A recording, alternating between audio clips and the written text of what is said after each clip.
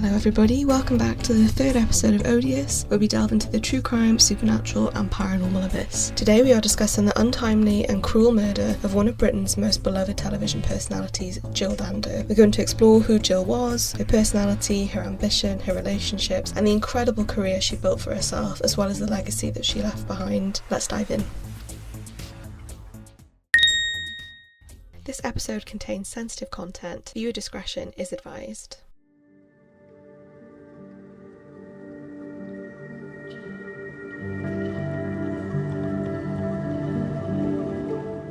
Jill Wendy Dando was born on November 9, 1961 in Weston-super-Mare, which is a seaside town in Somerset, England. She was the daughter of Jack and Winifred Dando and had one older brother, Nigel. From an early age, Jill exhibited a keen interest in journalism and broadcasting, and she was well liked in her community, known for her warm, friendly nature and her strong work ethic, all things which would become synonymous with who Jill was all the way through her life. Jill's personality was as captivating off-camera as it was on. Friends and colleagues of hers described her as down-to-earth, kind and approachable. Despite her growing fame, she remained deeply connected to her roots, often visiting her hometown and maintaining close relationships with family and childhood friends. Jill was known to be very health conscious, even despite being born with a heart condition that she underwent surgery for at a very young age. She was active and enjoyed various forms of exercise like walking and swimming, and really always looked the picture of health, often seen with a glowing tan. Her vocation was evident early on. After graduating with a degree in journalism from the South Glamorgan Institute of Higher Education in Cardiff, love that, I believe this is now Cardiff Met Uni, as a side note for any of my fellow Welsh listeners. She began her career as a trainee reporter at the Western Mercury, her local newspaper from her hometown. But her incredible drive and talent quickly propelled her from print journalism into television, where she became a newsreader for BBC Radio Devon. Her rise in the world of broadcasting was swift. Jill's big break came in 1988 when she began working as a presenter for BBC TV. She became one of the most recognisable faces on British television, known for her work on programmes like BBC News, Holiday, and quite eerily in hindsight, Crime Watch. In her personal life, Jill was just as successful. She had so many friends and supporters and was actually previously engaged to Bob Wheaton, who was a BBC executive at the time. They were together for a number of years and they were engaged at one point, but eventually they broke this off in 1996. The reason for the split was reportedly due to their busy careers and time apart, just not being compatible with each other. But I do believe they stayed on fairly amicable terms in the time following their split. And from 1997-98 until her death, she was engaged to Alan Farthing, who was a prominent consultant gynecologist who would actually later become the private personal physician of Queen Elizabeth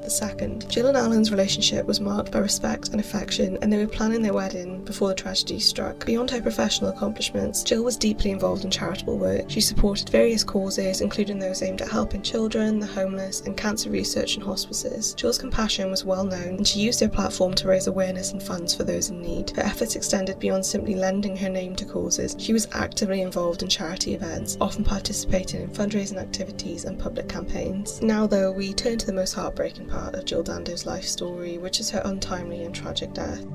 On the morning of April 26, 1999, Jill Dando was brutally murdered outside her home in Fulham, London. As Jill approached her front door, she was shot once, just above the ear, in the back of the head at point-blank range. The attack was swift and calculated. Her body was discovered by a neighbour about 14 minutes later, and despite all efforts to save her, Jill was pronounced dead on arrival at the hospital.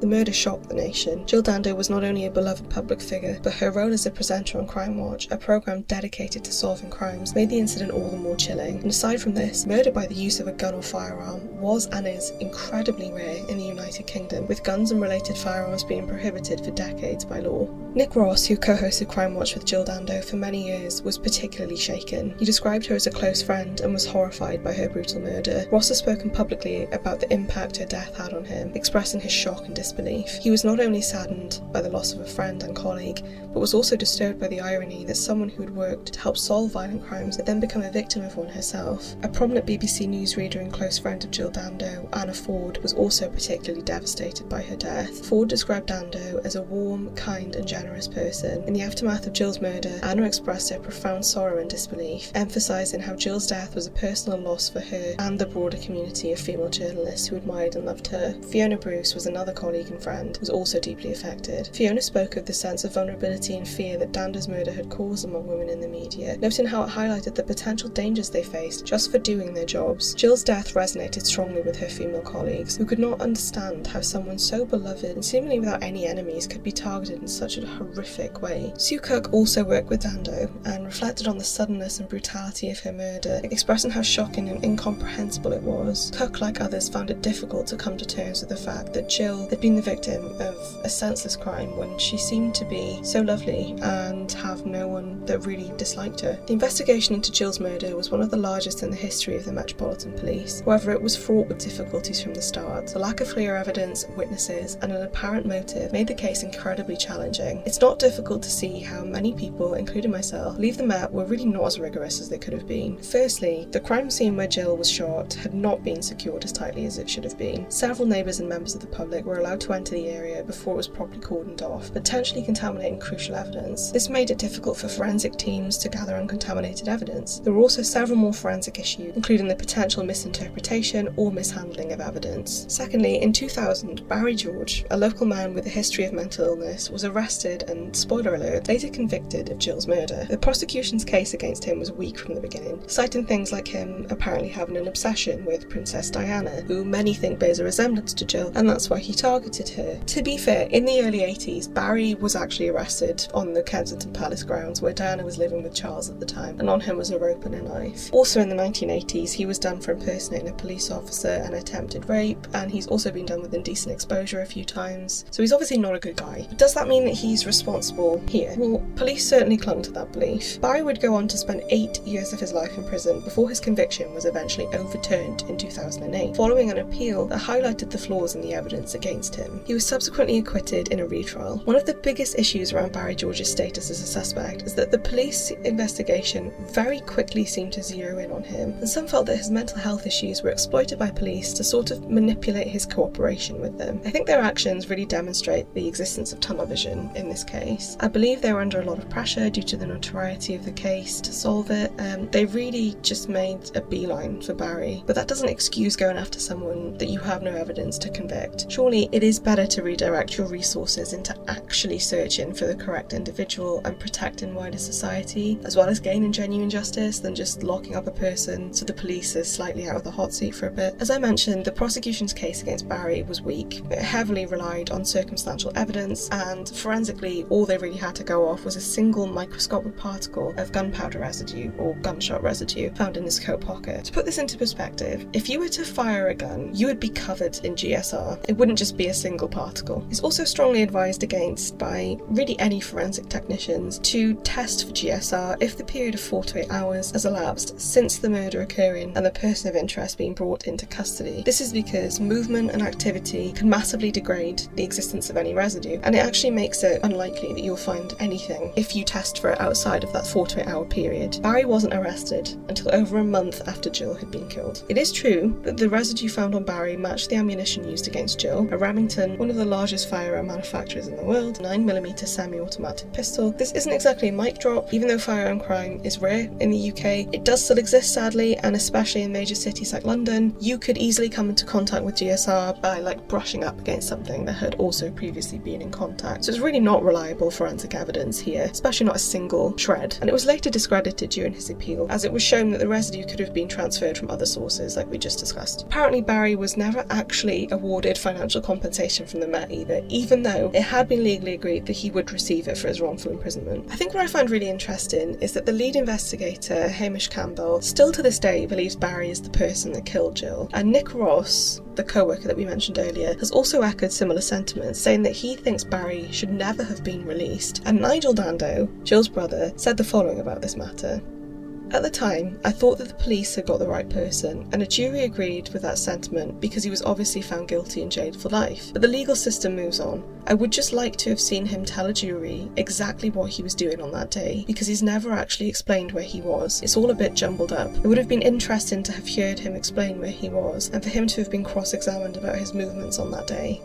He says this last bit because Barry chose not to provide evidence during his trial or retrial, but this man allegedly had an IQ of 75 and had various mental health issues that appeared to be fairly moderate and interfered with his life on the day-to-day. I can definitely see why he wouldn't want to provide evidence, but of course I also completely agree with Nigel, and it must be devastating and frustrating to come that close to getting what you believe to be real justice and then to have it pulled out from underneath you. The police were also heavily criticised for not thoroughly investigating other possible motives and suspects. For example, theories involving Jill Dando's work on Crime Watch or her involvement in high-profile cases were not fully explored. Some speculated that Jill could have been targeted by a professional hitman, or someone with a grudge against the BBC, or with her reporting on Crime Watch, or the causes that she supported, but these leads were not pursued as vigorously as the investigation into Barry George. Some also speculated that she was targeted by an obsessive fan, while others believed her murder was a professional hit, possibly linked to this work on Crime Watch, and this is bolstered by the fact that several of Jill Dando's colleagues, particularly those associated with the BBC and Crime Watch, received threatening letters both before and after her murder. These letters were often disturbing, containing threats of violence and expressing obsessive fixations on the presenters. These included Nick Ross, Sukkot, and a range of other BBC staff with roles more behind the camera. Although nobody was ever definitively linked to these letters, the undertone was obviously largely the same. Given their past relationship, Bob Wheaton was briefly considered as a person of interest in the investigation. The police examined his background and any potential motives he may have had, but Wheaton had a solid alibi at the time of Jill Dando's murder, and there was absolutely no evidence linking him directly to the crime scene, or even to suggest any motive for her murder. After investigating Wheaton's involvement and scrutinising his activities and connections, the police eventually determined that he was not connected. Nicholas G.,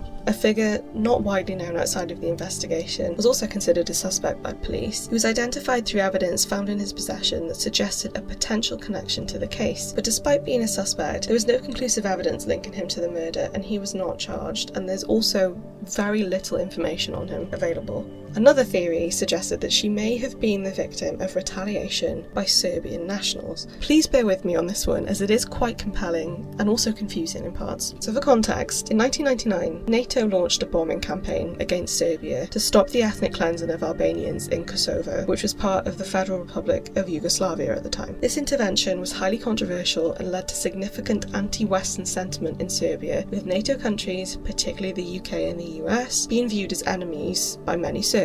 Okay, so where does Jill fit into this? Well, as a prominent BBC presenter, she was involved in various humanitarian and charity campaigns, including an appeal for the victims of the Kosovo conflict. She was one of the UK's most well-known television personalities, and her involvement in these appeals made her a visible figure associated with the British media's coverage of the conflict. So, one theory that emerged after Jill's murder was that she could have been targeted as part of a revenge attack by Serbian nationalists or operatives angry at the UK's role in the NATO bombing campaign. Some speculated that her murder was a response to the bombing of Serbian targets, possibly orchestrated by individuals seeking to strike back at British institutions or figures. There were also rumours in media reports suggesting that a professional hitman from Serbia or someone with connections to the Serbian underworld might have carried out the murder. This hypothesis was driven by the nature of the killing. Jill Dando was shot with a single bullet to the head on her doorstep in what appeared to be an execution-style killing, which led to speculation that it might again have been the work of a professional. Finally, you might want to put your tinfoil hats on for this one, but the deaths of Jill Dando and Princess Diana have been linked in public discussion due to similarities in the circumstances surrounding their deaths and the subsequent media attention that their deaths both received. Both women had blonde short hair with a similar facial shape and bone structure. They were attractive, they were well known in British society, they were very prominent figures. Jill Dando was a well-known television presenter. Princess Diana was obviously a beloved member of the British royal family. Their deaths led to intense media coverage and public scrutiny. Both cases captured the public's imagination and were the subject of widespread speculation and conspiracy theories. So some theories have suggested that both were victims of high-level conspiracies, or that they had been targeted due to their high profiles, and there's really not much more to that. Sorry. Despite these numerous theories though, Jill Dando's murder remains unsolved, and the true motive behind her killing is still unknown. Me personally, I actually think some of these theories might have merit. The one I find most compelling is probably the idea that it was a crazed obsession, but there are holes in that theory. I just think that receiving the threatening letters all across the BBC is just something that you can't ignore. But I also find the Serbian retaliation theory interesting. I'm not sure how likely it is, and I doubt there'd ever be any evidence pointing to it, but I do find it interesting to ponder. What do you think? Let me know. You can comment on this episode if you're listening on Spotify, or leave a comment below on YouTube, or you can just DM me on Instagram what you think. Though Jill Dando's life was tragically cut short, her legacy endures. She's remembered not only for her exceptional career in journalism and broadcasting, but also for her warmth, generosity and commitment to helping others. In her memory, the Jill Dando Institute of Crime Science was established at University College London in 2001. The institute focuses on crime prevention, continuing Jill's work in a way that helps make communities safer. The BBC also launched the Jill Dando News Centre in partnership with the University of West London to train young journalists, ensuring that her passion for journalism will live on in future generations. Jill Dando's name is also commemorated through various awards and charity events that continue to raise money for the causes she supported. Jill Dando was a remarkable woman whose life and career touched many. While her death remains a mystery, her legacy is one of kindness, professionalism, and a deep commitment to making the world a better place. Thank you for joining us on this episode of Odious, where we remember and honour the life of Jill Dando.